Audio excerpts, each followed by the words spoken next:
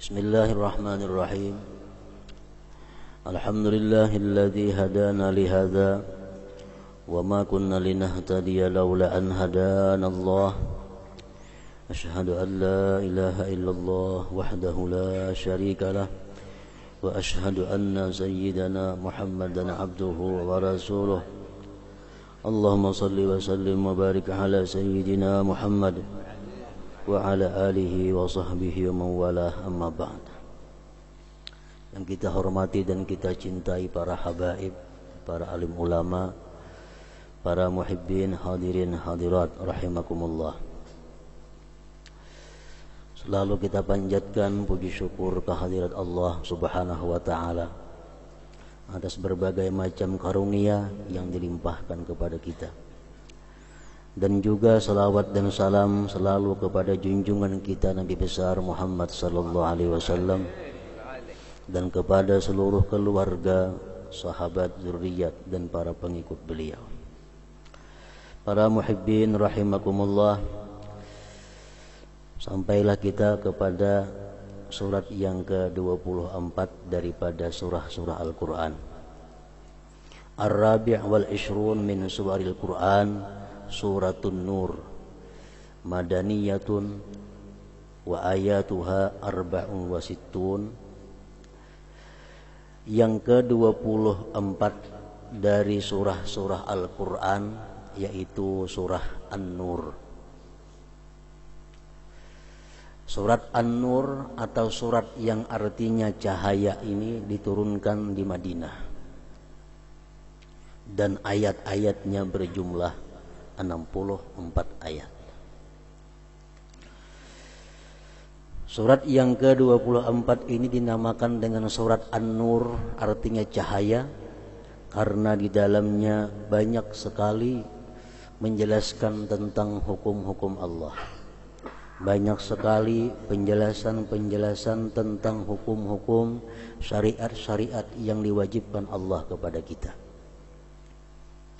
baik dalam urusan berumah tangga, baik dalam hal urusan pendidikan keluarga dan lain sebagainya. Sehingga Amirul Mukminin Umar bin Khattab radhiyallahu an berkata, "Allimu nisa'akum suratan nur." Ajari ulihmu perempuan-perempuan kamu surah Nur ini. Karena dalam surat Nur ini banyak memberikan petunjuk bagaimana cara sikap seorang perempuan yang beriman kepada Allah dan hari akhir. Bismillahirrahmanirrahim. Suratun anzalnaha wa faradnaha wa anzalna fiha ayatin bayyinat la'allakum tadhakkarun. Ini surah kami turunkan, firman Allah, dan kami fardukan, dan kami turunkan pada surat ini ayat-ayat yang jelas, la'allakum tadhakkarun, agar kalian menjadikannya sebagai peringatan.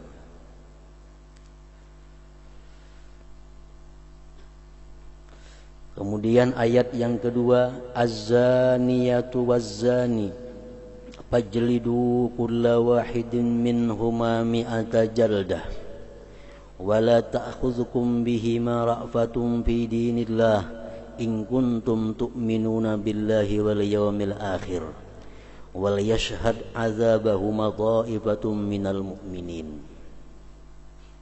Ini hukum yang pertama di dalam surat An-Nur ini. Az-zaniyatu, bermula perempuan yang melakukan perzinahan. Waz-zani, dan laki-laki yang melakukan perzinahan. Fajlidu kulla wahidin minhuma mi'ata jaldah. Pukullah mereka itu. Pukullah tiap-tiap satu daripada keduanya 100 kali pukulan. Cambuklah mereka itu 100 kali cambuk. Wala ta'khudhukum bihi mara'fatun fi dinillah, jangan kamu kasihan dengan keduanya dalam menjalankan agama Allah.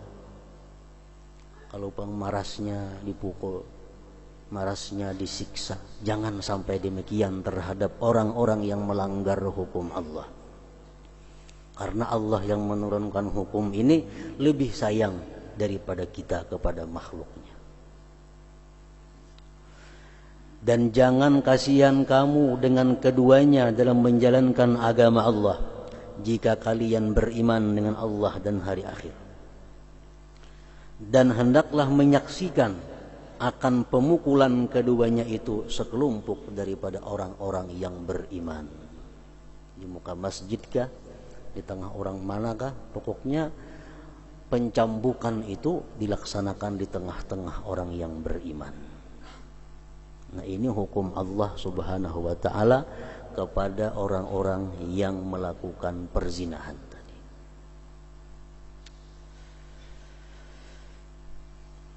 Kemudian dalam hadis Rasulullah sallallahu alaihi wasallam menjelaskan dan merincikan apa yang dimaksud dengan Al-Qur'an ayat 2 tadi. Wa thabata bi sunnah taghribu 'am wa rajmul muhsan. Hadis Rasulullah menjelaskan bahwa orang yang berzina tadi laki-lakinya dan perempuannya itu sesudah dipukul masing-masing 100 kali cambuk, mereka dibuang selama setahun daripada kampung. Masukkan ke dalam penjara. Jauhkan daripada pergaulan.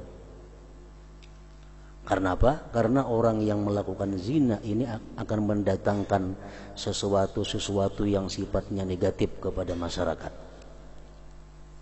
Jadi dipukul 100 kali hanya diasingkan dari pergaulan selama setahun. Hukum yang demikian tersebut apabila yang melakukan perzinahan itu orangnya belum pernah nikah, belum pernah kawin.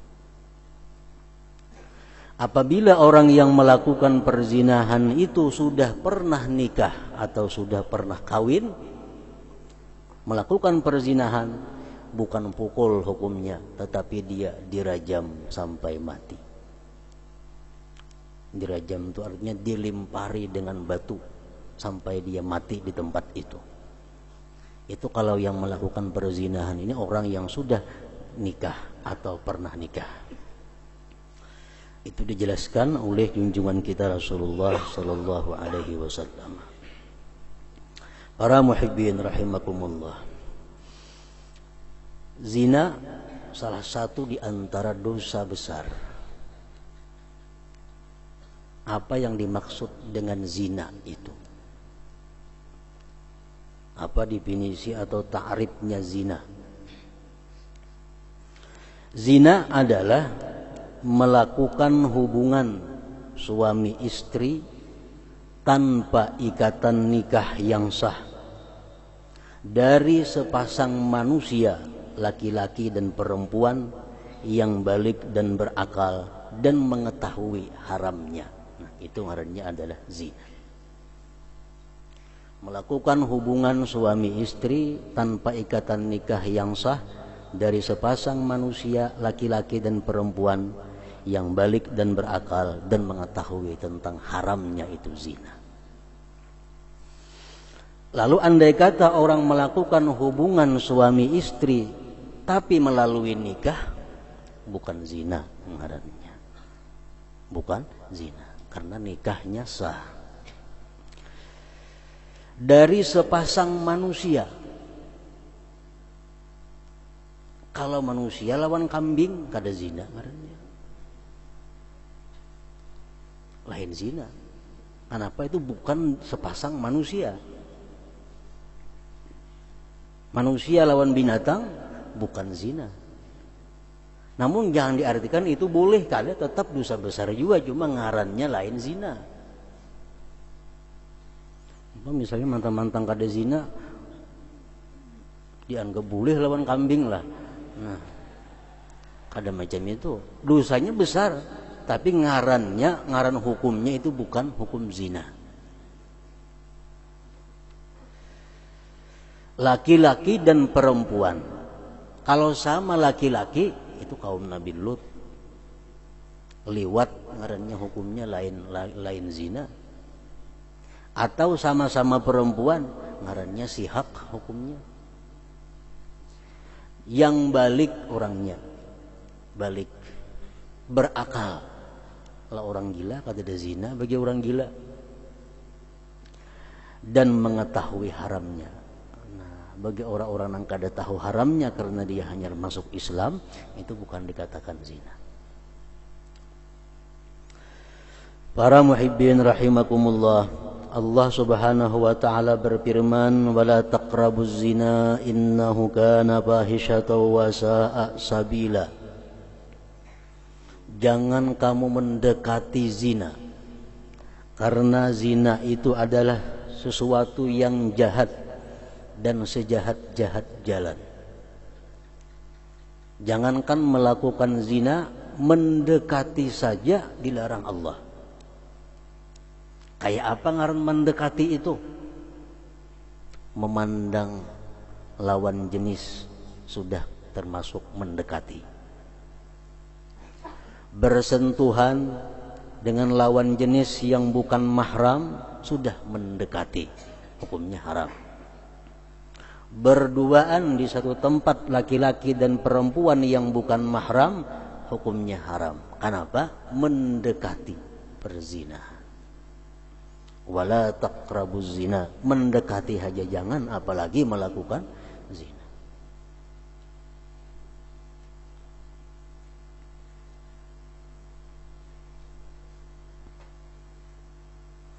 Misalnya seorang perempuan dipanggil oleh kepala kantor masuk kantor. Kepala kantor laki-laki orangnya. Ada besi kamar khusus biasa kepala itu. Nah, walaupun urusan apa pegawai apa umpamanya masuk kantor, di situ terjadi khalwah ngarannya.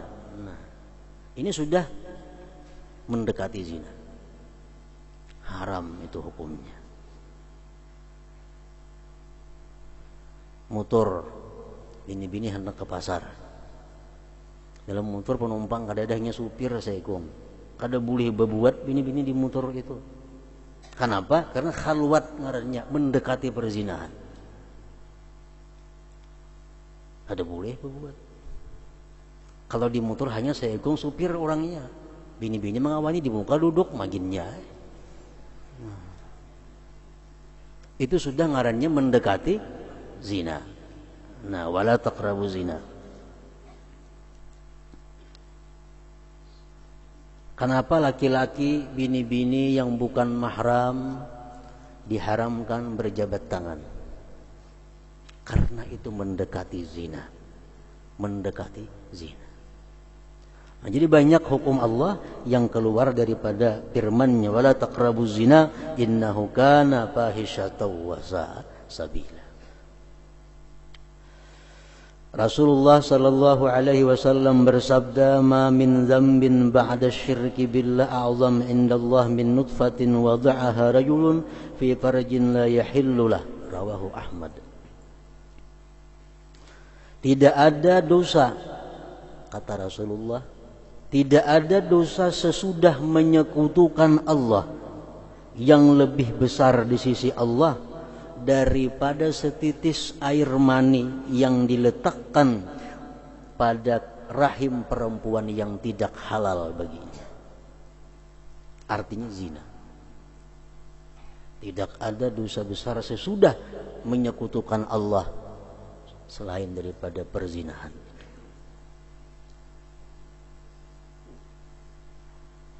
Jadi kalau menurut hadis ini, bahwa dosa besar sesudah syirik menyekutukan Allah adalah zina. Kalau kita mengambil dari hadis ini.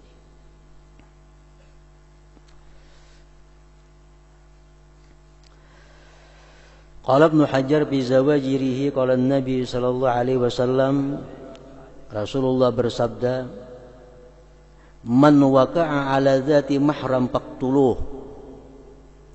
Barang siapa yang berzina dengan orang yang haram nikah, dengan dangsanat, dengan acil, dengan ading, dengan ibu, dengan istri bapak, kuitan tiri, paktuluh, bunuh ulihmu mereka, bunuh ulihmu. Ya. Artinya darahnya itu orang sudah tidak ada kehormatan lagi di sisi Allah Subhanahu wa ta'ala.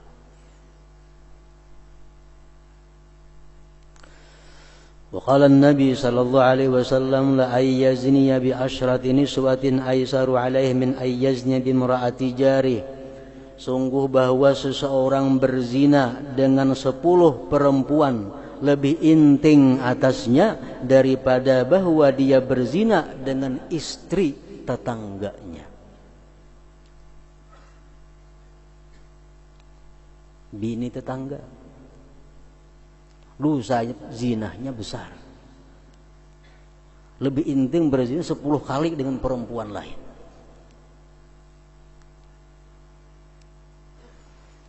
Rasulullah bersabda lagi, man zana bimra'atin kanat mutazawwijatan kana 'alaiha wa 'alaihi fil qabri nisfu 'adzabi hadhil ummah. Barang siapa berzina dengan perempuan yang bersuami, maka atas perempuan dan laki-lakinya itu akan menanggung azab dalam kubur, azab separuh ini umat Nabi Muhammad sallallahu alaihi wasallam.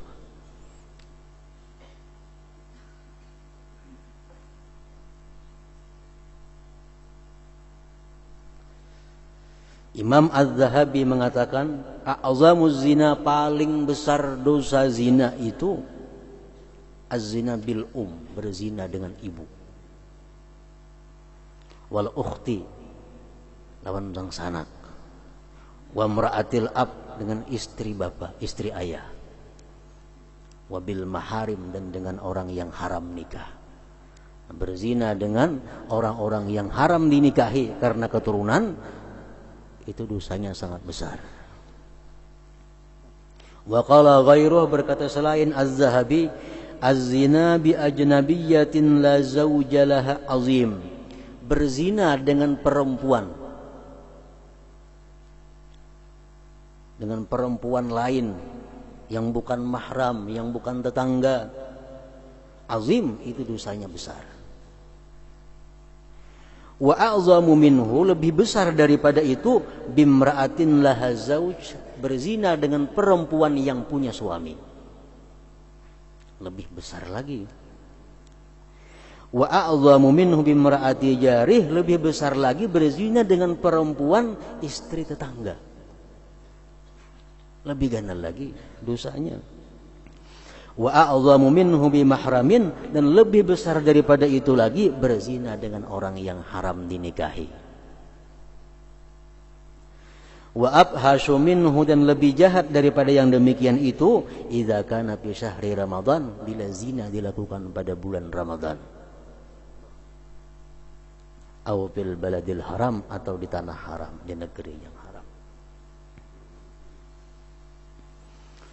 Para muhibbin rahimakumullah, perzinahan, minuman keras, judi, itu merupakan penyakit masyarakat. Artinya masyarakat di mana-mana hal itu mungkin dan bisa terjadi.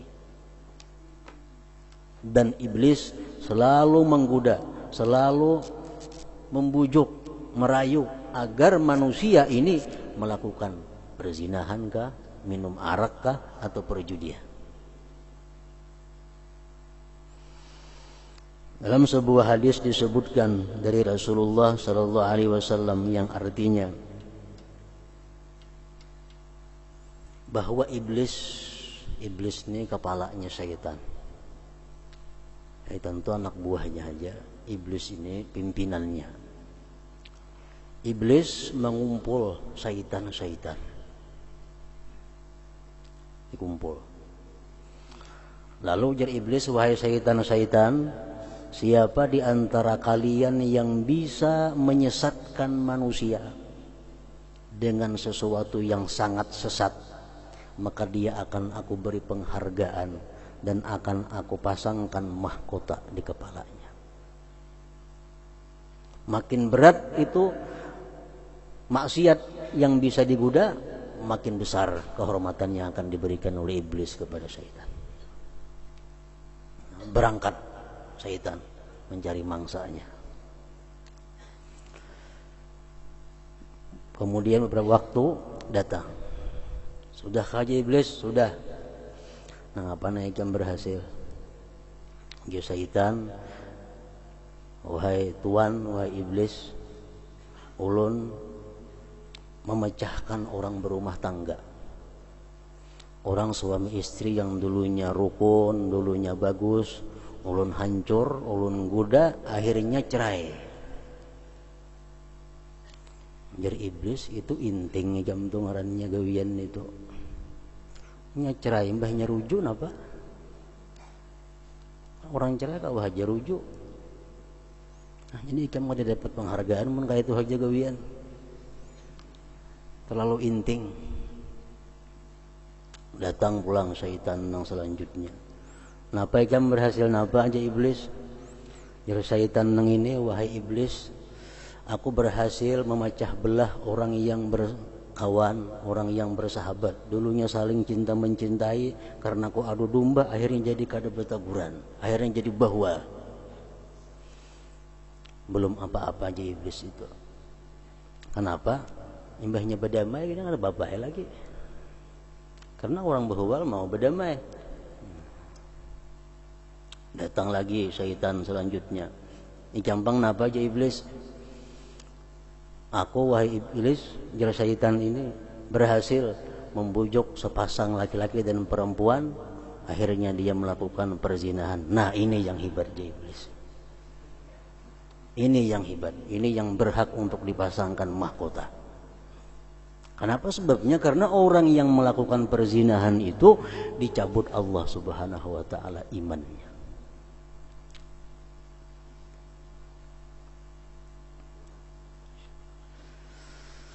Para muhibbin rahimakumullah. Jadi satu kewajiban bagi kita untuk menjaga, memelihara diri kita pertama daripada perbuatan zina. Kita wajib menjaga, memelihara istri kita jangan sampai melakukan zina. Kita wajib memelihara anak kita jangan sampai melakukan zina. Qu anfusakum wa ahlikum nara. Jaga diri kamu, firman Allah. Jaga anak istri kamu jangan sampai masuk neraka. Salah satunya adalah perbuatan zina yang menyebabkan seseorang masuk ke dalam neraka itu. Dengan apa kita menjaga diri kita daripada zina itu? Pertama, kita jaga diri kita daripada perzinahan dengan taqwiyatul iman, memperkuat iman. Memperkuat iman itu macam apa? Rancak-rancak hadir ke pengajian, banyak-banyak berzikir, cari kawan orang-orang yang saleh. Kalau mampan juga bawa kawin. An-nikah. An-nikah. Untuk menjaga diri daripada zina. Disebutkan pada minggu yang dahulu, kalau orang tuh ada duit, kawa kawin, kada kawa naik haji. Mana utama dahulu? Kawin. Kenapa? Untuk menjaga diri daripada zina.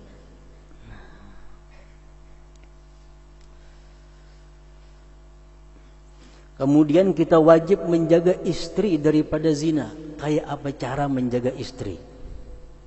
Pertama, bikasratil ghairah 'alaiha. Dengan banyak cemburu atasnya. Banyak cemburu. Jangan sampai kita tahu atau melihat bini kita ada bapandir berurusan dengan laki-laki lain. Ini ketat. Memperbesar, memperbanyak, mempertinggi tingkat kecemburuan kita kepada istri. Jangan ada kesempatan istri kita untuk berdekatan dengan laki-laki yang bukan mahram.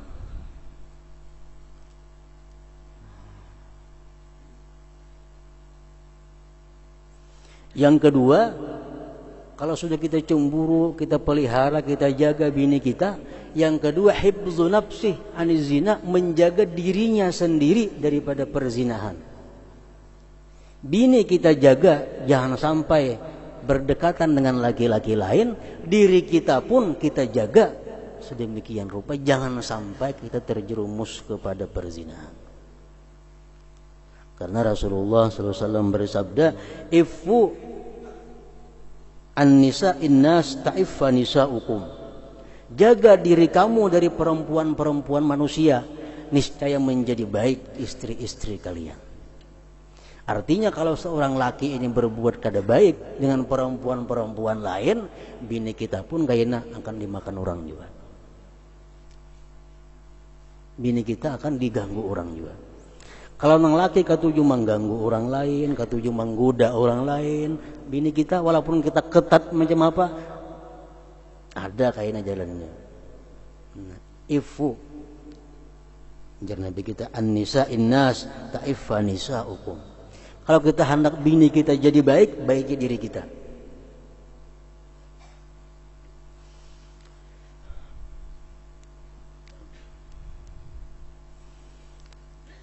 Disebutkan dalam satu hikayat, seorang laki-laki ini berjual emas. Nang bini perempuan yang salihah. Perempuan hanya di rumah, gawiannya beribadah. Bertahun-tahun demikian. Satu hari kenapa si bini-bini tadi begitu keluar rumah, dikacak lalakian di tangan. Tak uciak bini-bini tadi. Kada suah, orang saleh. Begitu kemarian bulik nalaki ke rumah, menangis nang bini, minta maaf lawan nalaki. Minta ampun, minta ridha.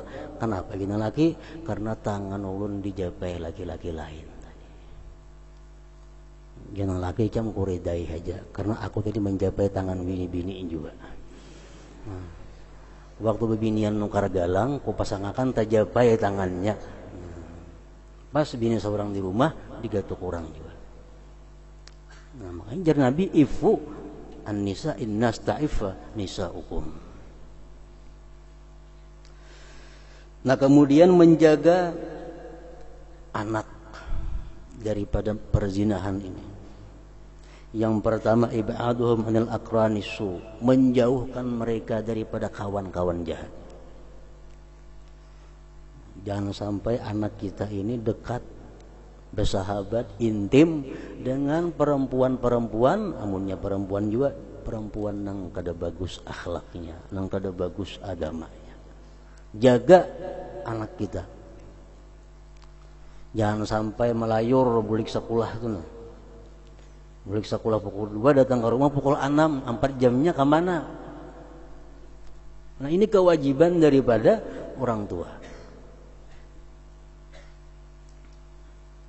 Yang kedua, kewajiban ta'limuhum afati zina. Kita lajari anak kita itu, kita didik tentang bahaya-bahaya orang yang melakukan perzinahan. Didik. Yang ketiga, iffatul walidain. Ibu bapaknya pun mesti bisa menjaga diri daripada perbuatan yang kada baik, perzinahan tadi. Karena kalau ibu bapak ini, baik bapaknya atau ibunya mau melakukan perzinahan, anaknya pun kada jauh daripada itu kayaknya juga. Anaknya itu juga.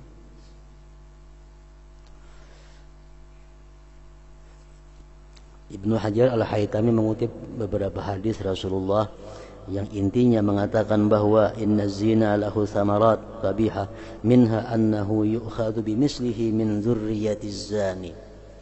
Zina itu adalah membuahkan sesuatu berbagai macam yang negatif. Di antaranya anak orang yang berzina itu macam itu juga. Kalau kita berzina, anak kita kena itu juga. Ini nang beratnya. Jadi surat An-Nur ayat yang kedua berbicara tentang az-zaniyatu wazani fajlidu kulla wahidin minhuma mi'ata jaldah wa la ta'khudhukum bihima ra'fatun fi dinillah in kuntum tu'minuna billahi wal yawmil akhir wa la yashhad 'adzabahuma ta'ifatun minal mu'minin.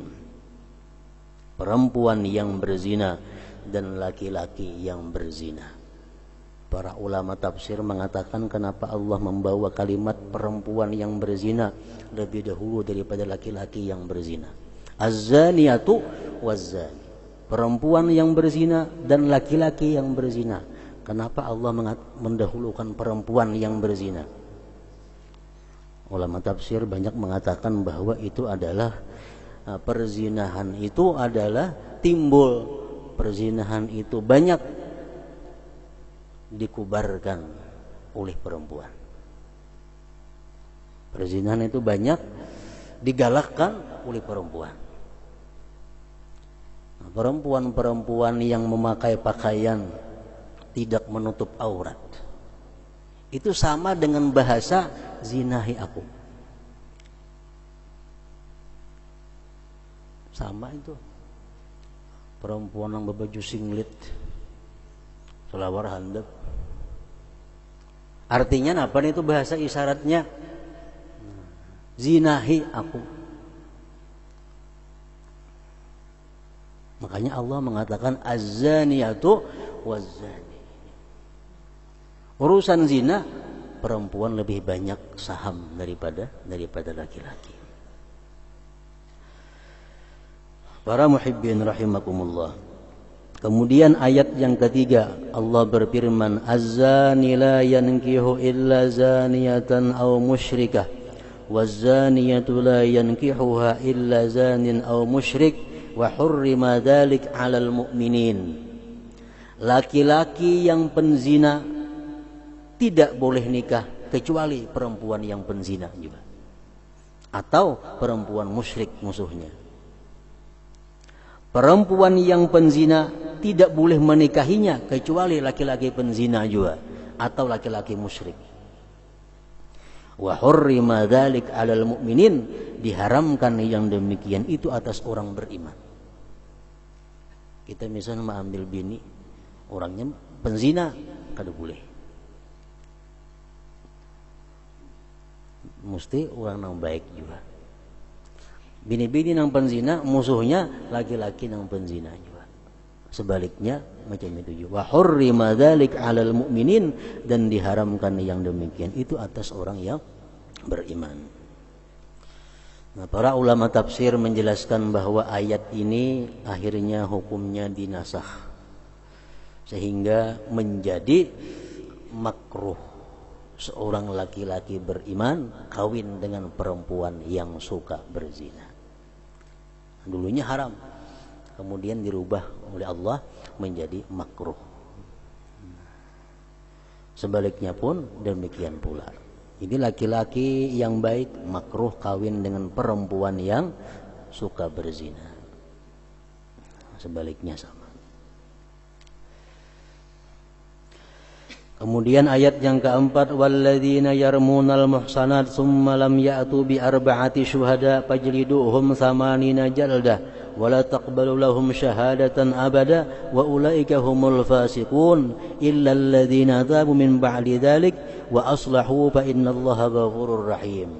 Orang-orang yang mendakwa berzina kepada orang-orang yang baik. Orang-orang baik dibadahkan itu berzina. Adanya bisa anak pada itu anak kampang sama aja juga.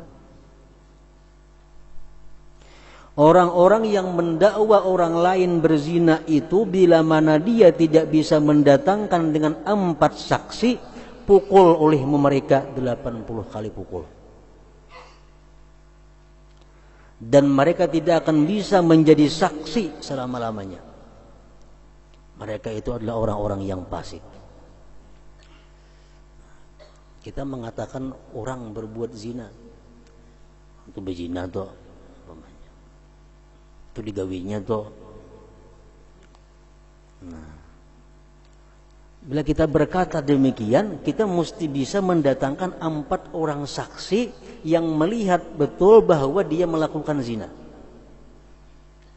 Bila kita kada bisa mendatangkan 4 saksi, kita akan dihukum dalam dunia 80 kali pukul. Dan kita kada akan bisa jadi saksi seumur hidup. Karena kita fasik. Jadi hati-hati muntung kita nih. Lihat orang berduaan di manakah di kamar, tuh yang digawinya tuh. Bila kita berucap macam itu, dosanya luar biasa gananya. Andai kata kita ini negara Islam, kita akan dipukul di pemerintah 80 kali pukul. Berhubung nih kita keadaan negara Islam, di akhirat bisa gantiannya kayaknya pemukulannya. Jadi hati-hati dengan mulut ini, jangan sampai waktu anak kampang, jangan. Kalau kita mengatakan itu anak kampang, berarti kita menuduh orang tuanya adalah berzina. Nah kalau kita bisa mengadakan 4 orang saksi yang melihat inya berzina, kada jadi masalah. Illa alladziina taabu min ba'di dzalika wa aslahu fa innallaha ghafurur rahim, kecuali mereka itu tobat. Pernah menyambat orang tadi berzina, tobat. Tapi tobat kada cukup, mesti wa aslahu, mesti beramal saleh. Berapa lawasnya? Imam Syafi'i mengatakan setahun. Kalau dia sudah tobat, kayak apa tobatnya? Tobatnya diumumkan bahwa dahulu aku menyambat Fulan bin Fulan itu berzina, itu dustaku. Itu kada bujur. Tobat. Aku sudah menyesali, minta ampun, minta tobat. Imbah itu hanya setahun. Dia menjadi orang saleh dulu setahun. Hanya boleh menjadi saksi. Hanya bisa dikatakan sebagai orang yang adil. Illal ladzina tabu min ba'di dzalik wa aslahu fa innallaha ghafurur rahim. Nah, selanjutnya ayat yang ke-6. Ila hadratin Nabi sallallahu alaihi wasallam al-Fatihah.